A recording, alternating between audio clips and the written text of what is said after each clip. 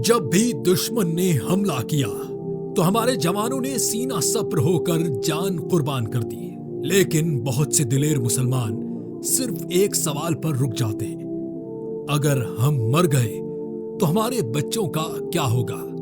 خواجہ عبدالحکیم لکھتے ہیں، زکوٰۃ اور بیت المال کے ذریعے ایسے مجاہدین کے خاندانوں کی کفالت کی جائے جو قوم کے لیے جان دے دیں۔ یہی وہ یقین ہے جو بہادروں کو زنجیروں سے آزاد کرتا ہے اور شہادت کو آسان بناتا ہے۔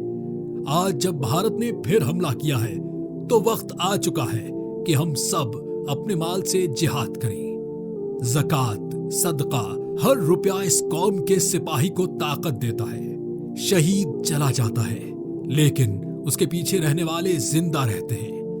تمہارے سہارے زکوٰۃ دو تاکہ شہادت کا سفر رکے نہیں۔